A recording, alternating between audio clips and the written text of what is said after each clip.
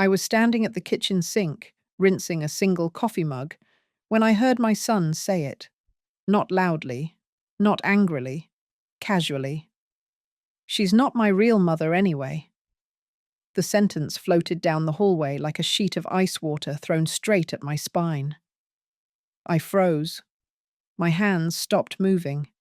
The mug slipped just enough to knock against the steel sink with a soft clang, the kind of sound that usually disappears into nothing. This time, it sounded like a gunshot. He was on the phone in his bedroom, door half open, voice relaxed, almost amused. I stood there, barefoot on cold tile, holding my breath like if I didn't inhale, the words might rewind themselves, but they didn't. "She just helps out. Dad made her feel important." A pause. Then laughter. His. Something inside my chest cracked so quietly I don't think my body realized it yet. Because 5 minutes earlier, I had been calculating how much money I'd need to transfer that afternoon to cover his rent again. Let me tell you who I was before that sentence. I was the woman who stepped in when his biological mother disappeared halfway through second grade. I was the one who learned spelling lists and packed lunches shaped like dinosaurs. The one who sat on the edge of his bed during fevers, whispering stories through the night. I never asked him to call me Mum. I told myself that made me generous, unselfish, evolved. What it really made me was convenient. I met his father when I was 42 years old, a widow, stable, careful, proud of the life I had rebuilt. I owned my house outright. A modest 3-bedroom, paid off after 21 years of discipline and skipped vacations. I earned $68,000 a year working as an office manager. Not flashy, but steady. When his father said, "My son just needs consistency," I believed love was the consistency he meant. The first sacrifice was small. "Can you cover his school trip?" $480. Then, his laptop broke. $1,200. Then, college application fees. $950 across 6 schools. I started a spreadsheet, told myself that was healthy. By the end of his senior year, I had paid $14,730 toward his future. I received a thank you card once, unsigned. After his father died, suddenly, cruelly, the shift was immediate. No funeral plan meetings, no late-night grief talks, just numbers. Dad always said you'd help me get set up. Rent, $1,600 a month. Utilities, $240. Phone, $115. Every month, like clockwork. I told myself, this is temporary. I said that for 4 years. 4 years is 48 months.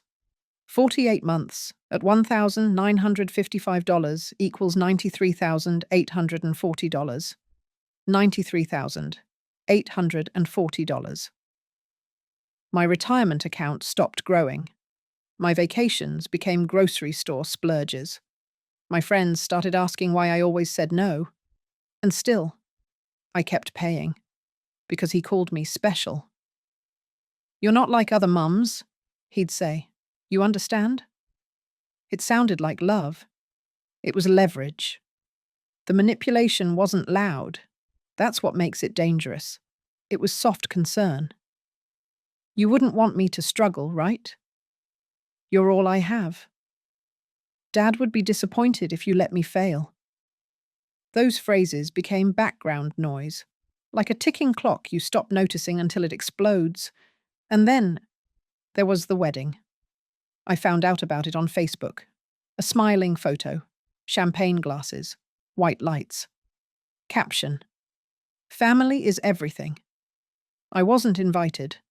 I stared at the date, checked my texts. That weekend, he'd asked me to send $2,300 to cover unexpected expenses. I zoomed in on the photo. There he was, laughing, arm around his bride. And me? I was cropped out of his life like an inconvenient watermark. That night, I asked him about it. "Oh, that," he said, voice flat. "She wanted it small, just real family." The words real family slid under my skin and stayed there. I laughed, actually laughed. "Oh," I said. "Of course." That was the first time my hands shook while holding the phone.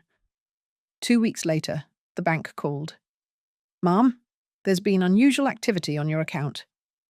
3 withdrawals, $5,000, $3,500, $2,000. Total, $10,500. I hadn't authorized them. I hadn't even known they happened. When I confronted him, he sighed, like I was exhausting.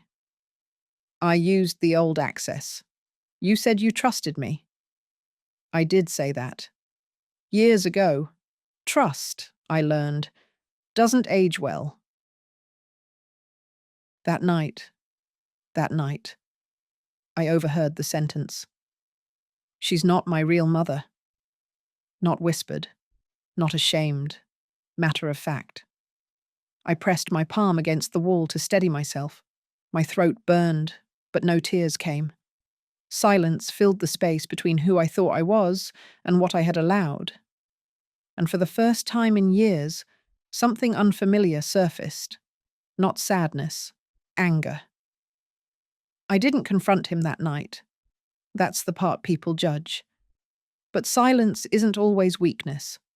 Sometimes it's reconnaissance. I went back to the sink, finished washing the mug. My reflection stared back at me in the dark window. 58 years old, tired eyes, still standing. And I said, out loud, to no one, "Okay?" That single word marked the end of the woman who paid for love. What I did next wasn't dramatic. It wasn't loud. But it scared him more than screaming ever could. The next morning, I didn't cry. That alone scared me. I woke up at 5:47 a.m., the same time I always did. But my body felt strangely light, like something heavy had quietly stepped off my chest during the night without asking permission. I made coffee. Black. No sugar. The bitterness felt honest. I sat at the kitchen table with my phone and opened the Notes app. No dramatics, just facts. Dates, amounts, promises made, promises broken. I titled the note, "What I Know is Real." Because already, I could feel the doubt creeping in, whispering the old question. Am I overreacting? At 9:02 a.m., I walked into my bank. Same branch I'd been using for 22 years, same beige carpet, same smell of toner and stale air. The manager, Susan, recognized me immediately.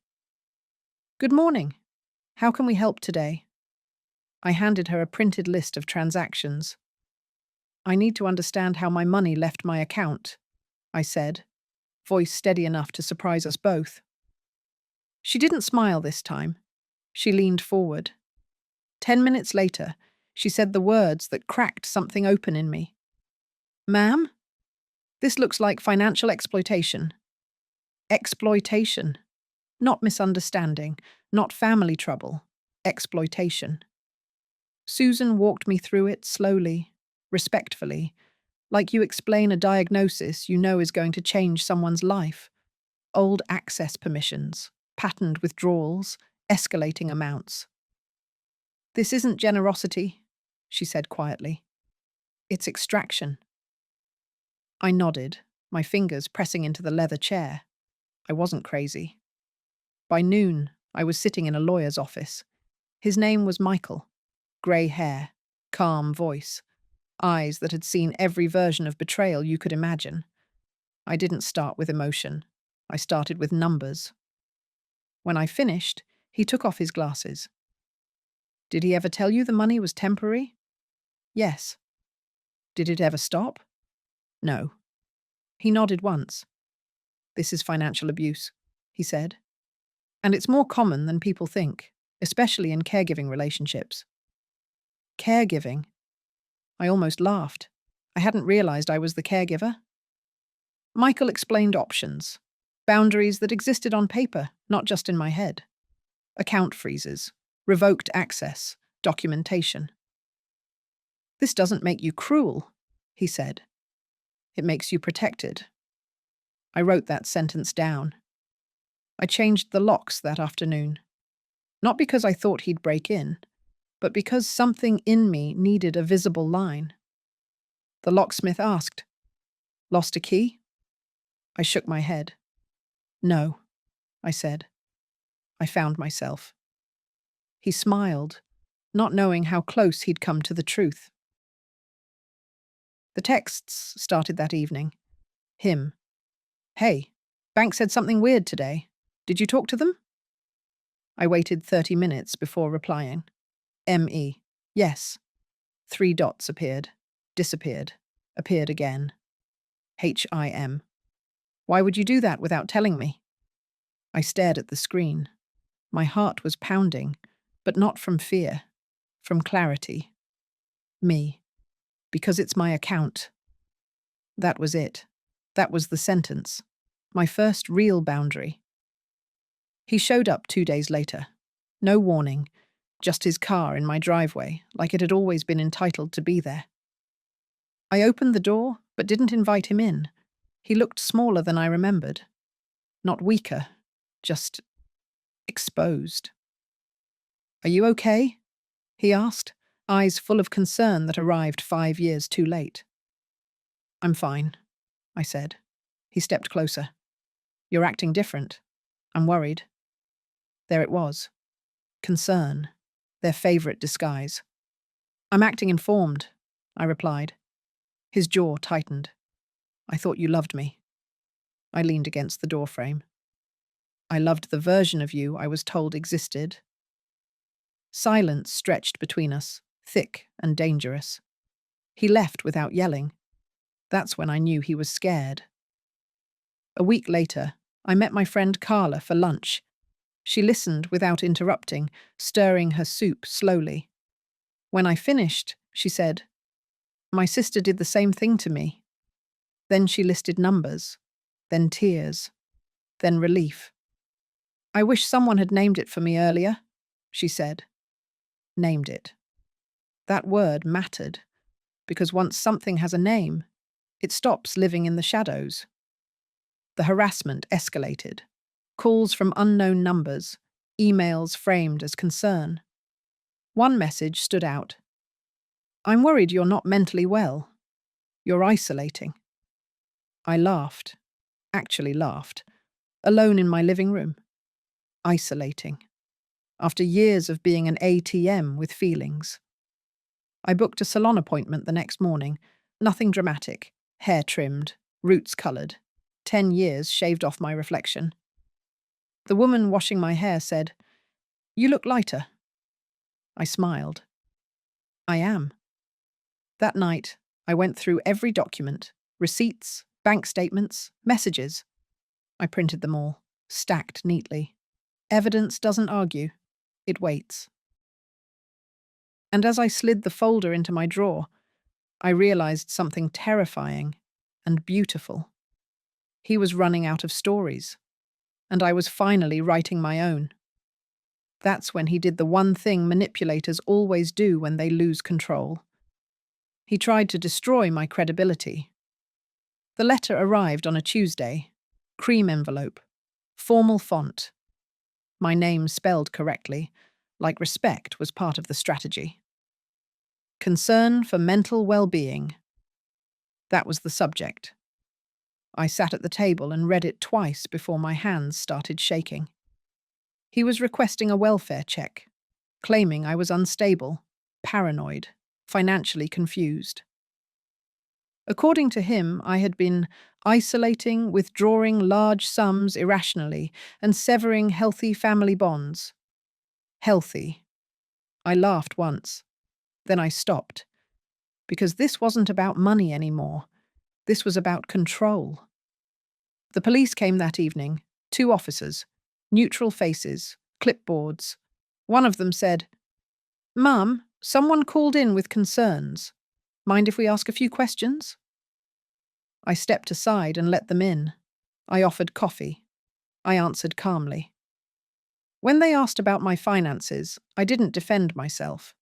I showed them documentation, printed, labelled, chronological, withdrawals, dates, texts, asking for money minutes before each transfer. The female officer flipped through the pages, slower and slower. Finally, she looked up. "Who taught you to keep records like this?" I smiled thinly. "No one," I said. "I just got tired of forgetting reality." They left with an apology, and for the first time, I felt something solid beneath my feet. 3 days later, the legal filing arrived. He was contesting access restrictions, claiming implied dependency, claiming I had promised lifetime support. Lifetime. Michael read the filing, then looked at me over his glasses. "He's escalating," he said, "because he's desperate." Court was scheduled within weeks. I didn't panic. I organized. On his side, he brought witnesses, his wife, a former co-worker, a distant cousin I'd met once at Christmas. They spoke about my generosity, about how I enjoyed providing, about how I never complained before. When it was my turn, I didn't argue. I calculated. My witnesses came next: Susan from the bank, Michael himself, and Carla. Susan spoke in facts. Patterned financial extraction. Escalating dependency. Clear imbalance of power. Michael laid out the law. Consent does not negate abuse when control is present. Carla spoke last. She looked at him and said, "If love requires fear, it's not love." The room went quiet. Then it was my turn. I stood. My voice didn't tremble. "I was generous," I said. "But generosity isn't consent to be erased." I listed numbers, months, years. I described, overhearing the sentence, "She's not my real mother." I didn't cry. I didn't need to. Truth doesn't beg. The judge leaned forward, then asked him one question. "If she was never your real mother, why was she your real bank?" He didn't answer. Because there wasn't one. The ruling came fast. Access denied. Claims dismissed. Protective boundaries upheld. I walked out of the courtroom without looking back. Winning didn't feel like joy. It felt like space. And space changes everything. When the house went quiet after court, I realized something strange. Silence didn't hurt anymore. It rested. The phone stopped buzzing. Unknown numbers disappeared. No more emails disguised as concern. I slept through the night for the first time in years. The first thing I did wasn't dramatic. I closed 3 automatic transfers. Monthly, $1,955. Annual, $23,460. Projected over 10 more years, nearly $250,000 I would have lost trying to buy my place in someone else's life. Instead, I opened a new savings account. I named it Me. I repainted the spare bedroom. It had always been his. Boxes, old clothes, things he never picked up. I donated everything. The room became a study, a door that closed, a window that opened. Choice. Word travelled quietly. He moved back in with people who expected rent. The money stopped. So did the charm. I heard, through someone else, that life felt unfair now. I nodded. Consequences usually do. Here's what no one tells you about betrayal. It doesn't end all at once. It loosens slowly, in grocery stores, at red lights, in mirrors. Every time I chose myself, I felt stronger, not harder, clearer. So here's what I learned, late but fully. Self-worth cannot be purchased, and boundaries are not punishment. They are self-love with a spine. My name is Elaine. I am 58 years old, and I have finally learned that love never asks you to disappear to prove it. What would you have done if you heard those words? Tell me in the comments. And if this story felt familiar, subscribe. You're not alone anymore. Thank you for listening.